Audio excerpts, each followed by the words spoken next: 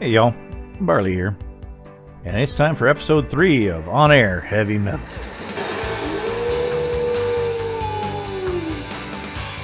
We're taking our Eastern North American regional air transport company that only uses turboprops, flies in live weather, uses all the strictest rules, and we're going to do our first job.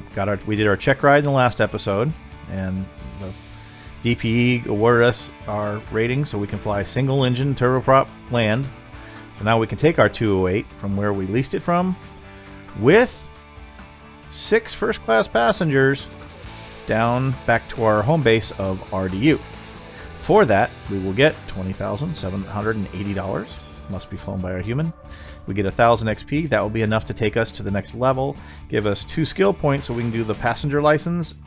And then I don't know what I'm going to do with the other point, but maybe we'll find something interesting.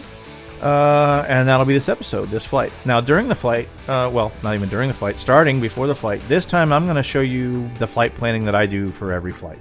Well, every flight that I fly. I don't flight plan like this for the AI. They should do their own. Just contact the company's dispatch center and get them to do it, whatever. But for me, I know we're going to be going from N68 to KRDU. So first thing I would do is check the weather. So I go to Skyvector, totally free website, put in N68 and KRDU just to check the weather along the route.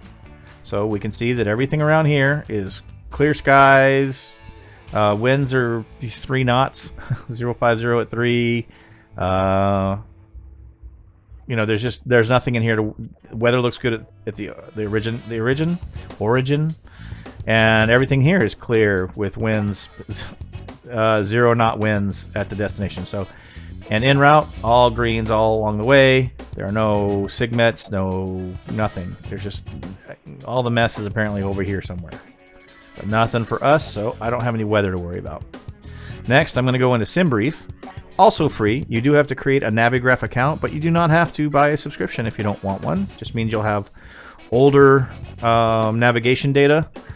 And there's some. Oh, and you can't use the in-flight, the Microsoft simulator panel that I'll show you later. You won't have access to all the charts and stuff for that, I think. But by not having the subscription, you're going to get older data for SimBrief to use.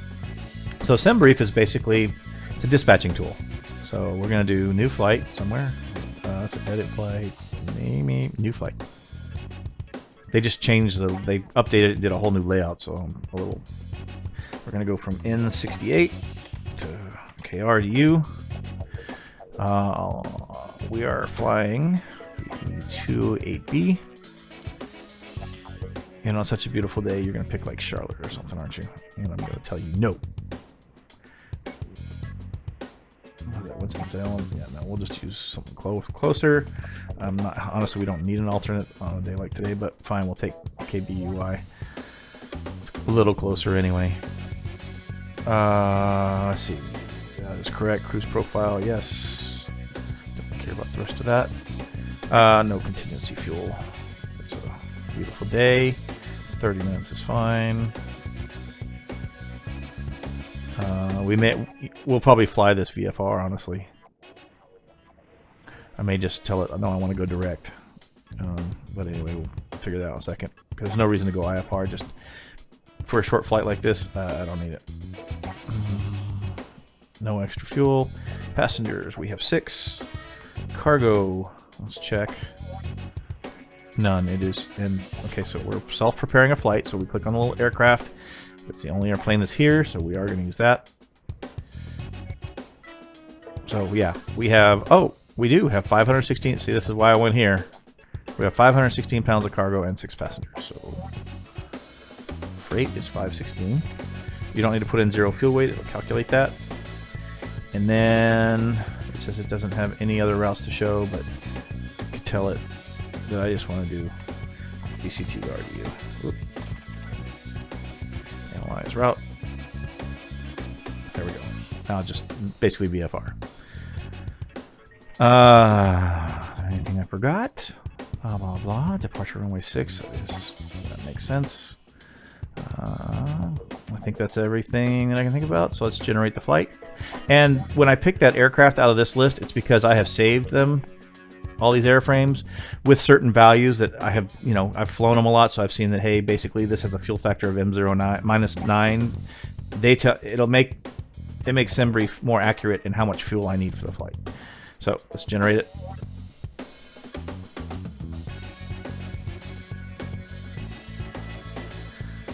Really not much of a map. We're going direct. We're going to use the GPS to do all that stuff. Good VFR flight, and then it's downloading all this stuff automatically into the flight simulator thing, and then for me, it's into the Navlog folder. That's just for my own personal use. So we have our flight plan.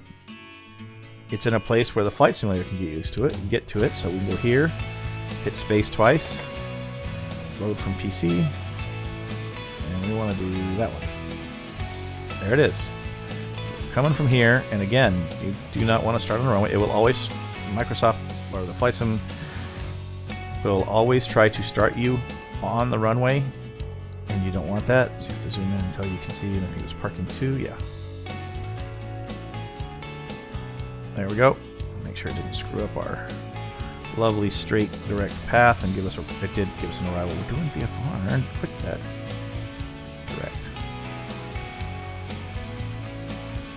Tell it to go ahead and get into the simulator, so we can go back to OnAir. Oh, I didn't need my block fuel, so you go to your load sheet. It says we need 902 pounds of fuel for this flight. So put in 902, and this is why earlier I was looking, hey, does this N68 have jet fuel? Because I knew that the amount of fuel that I had on board wasn't going to make the check ride and be able to make the flight back to RDU. So now we have enough to get to RDU. 252 nautical miles, says we have enough fuel for 436, or 345 with 30-minute reserves. If you go by this, there's a reason I use SimBrief. If you go by this, you will run out of fuel at one point. Because if I knock it back to where they say I should have fuel, you may not make it. Remember that it's using averages calculated for every person that flies a 208 in any simulator. It can be, you know, whatever it is, X-Plane, Plane 3D, or whatever it is. It's a 208. It averages all those together. Well, that average may be, it may consume less fuel than the version I'm using. I'm using a Payware add-on. Mine might consume more or less. So yeah, I don't go by these numbers for my personal flights. I use SimBrief for that. So it told me how much flight fuel to get. I did. Right now we just look through our weights and balances to say that we're not overweight, and then we say fine. So it's now telling the apron agents to go ahead and load the plane with those things. So the passengers and cargo are being loaded. Flight simulator is ready to fly, and then Navigraph charts will say, look, similar flight plan detected. Good, load it. No, really. There we go.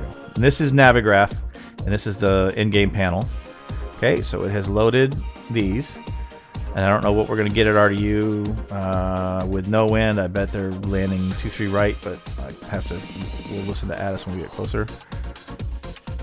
So we don't need to do anything with that. Let's just, where is it? Oh, there, go away. I need the runway diagram for this place, though. There, the flight. Oh, they're down here. Quit being an idiot. There we go. So there is an AWAS for here, 120.72. Go back to OnAir, and it's fly now. So this is something I was talking about earlier, like in your settings, it's set to -10. But if I decided -10 from 2200 is going to put me at 2 o'clock in the afternoon, roughly, right? 22 -10 to 1200 would be noon. Oof, math. One more adult beverage for me, please. If I don't want to fly at noon, I want to fly either earlier or later, then I could change this, but I'm fine with the setting we've got. Make sure our airport and our alternate are what we expected, because that's the fuel we loaded for. And we hit Fly Now. Fly Now takes us to a screen where we can do our true weight and balance. Now we have 6 passengers and then some cargo. The cargo is only... and it's spread it out all over. So yeah, we're probably... This is a good load. This is a fine loading. You just don't want to end up with aft CG. More weight behind the center of lift than in front of it. And this looks like most of the weight is loaded mostly forward. I don't know why it's... I don't know how it split the passengers. Okay, so let's not do that. 4, 5, 6. And this would be 0, 0, and then... Oh, we got some stuff in the cargo pod, and that's 0. What is it for taking 516 pounds? Time for a calculator. 516 divided by 4 is 129 in each of the pods. 129, no. 129, 129, 129. And now we are 300 pounds overweight somehow. We don't need anything in the cargo cabin. 1, 2, 3, 4, 5, 6, plus a pilot. Okay, so is it saying we're not carrying 516 pounds? 516 pounds, 6 passengers. 1, 2, 3, 4, 5, 6 passengers supposed to weigh 190 pounds in OnAir. But if we're 300 over, then it's like, okay, fine. We must have some kids on board. Whatever you say, so we just need to make it match. Oh, 7, we need 31 more pounds. Fine, we'll put it right there. Let a toddler co-pilot. Oh, we were close.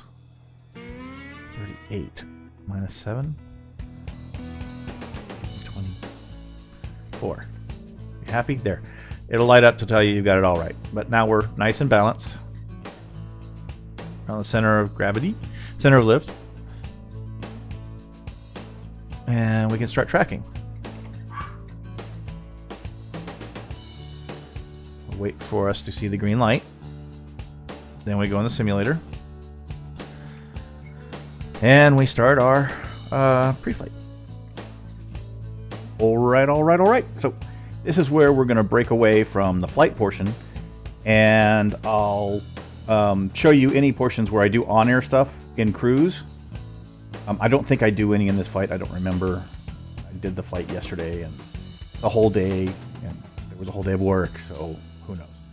But any on-air content will be put into this video, and we'll return to the part where we shut down at RDU so you can see what happens in on-air after the shutdown and what happens next. So if you want to see the full flight video, it'll be in the on-air flight section playlist on the channel.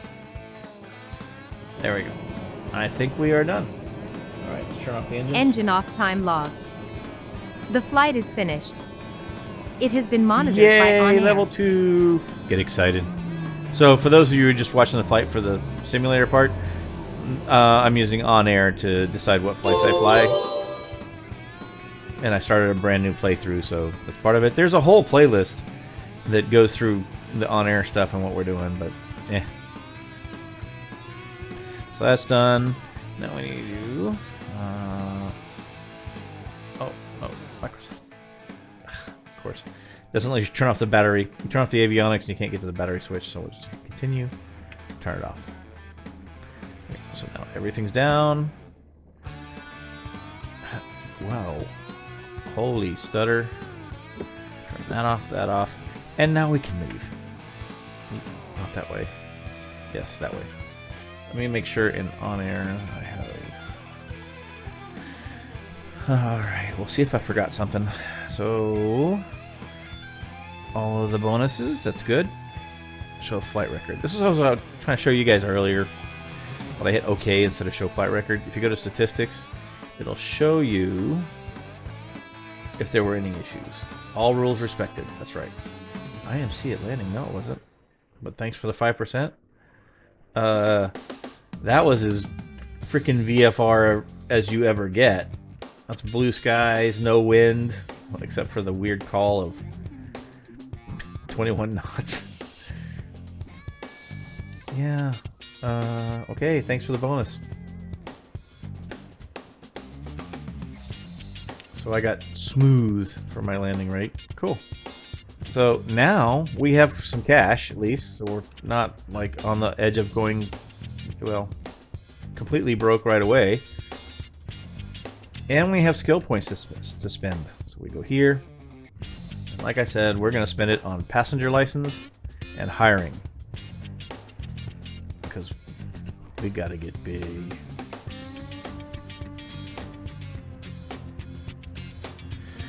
So now we can hire employees. We can carry passengers and all the good stuff. But that's for the next episode. If you like what I'm doing here, hey, please hit like and subscribe. It helps the channel grow. Lets me know that you like what I'm doing, so I do more of it. Because if not many people like it, then I'll do something else. Either way, thanks for watching, and Barley out.